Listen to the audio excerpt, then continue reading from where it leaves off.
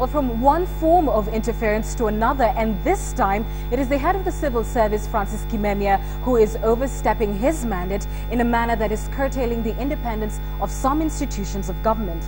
Now, there has been a flurry of letters shuffling between the executive, the judiciary and the constitutional commissions after Kimemia directed that all official trips outside the country should be approved by him and him alone. Well, so far, 3 state officers have been publicly humiliated at the Jomo Kenyatta International Airport because their trips abroad were not approved by Kimemia. Now, while Kimemia says that this is a way to control government expenses, members of the judiciary and constitutional commissions feel it's a way of curtailing their independence. Catherine Omwato now reports. November, head of civil service Francis Kimemia has been flexing his muscles. The recently appointed head of civil service, in his wisdom, sought to control travel of all public servants and even those outside his jurisdiction. In a memo sent on the 9th of November, Kimemia firmly wrote that any travels by permanent secretaries, chairpersons, members of constitutional commissions, holders of independent offices, board members and chief executive officers of state corporations should be cleared through his office. Kimemia's reasoning is that some of these trips are not budgeted for. The memo went unnoticed for a couple of months until earlier this month, when the Chief Justice, en route to Tanzania, was stopped by immigration officers at the Jomo Kenyatta International Airport on grounds that his trip was not approved by Kimemia. Then the debate over control began.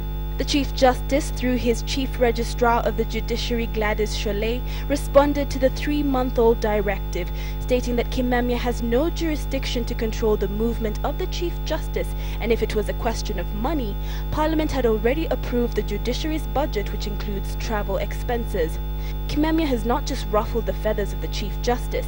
Last year, 2 members of the Independent Electoral and Boundaries Commission were also stopped at the JKIA en route to Ghana to monitor the elections, and now members of constitutional commissions are hitting out. In a protest letter, Otiende Amolo, the chairman of the Commission on Administrative Justice, stated that Kimemia was overstepping his power and that his office had no constitutional right to control the operations of constitutional commissions and independent office holders. He added that such offices had set budgets approved by Parliament and that Kimemia should keep his control to civil servants, which is under his jurisdiction according to the Public Service Act, Cap 260.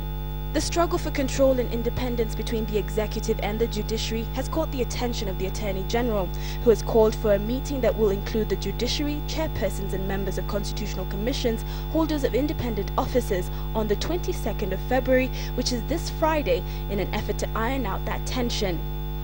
Though Francis Kimemia says the reason why he gave this directive is because of budgetary concerns, many are seeing his move as suspect. Even as we go into the election, it seems that the executive wants to control who is seeing who and who is going where. Catherine Omwato, KTN in Nairobi.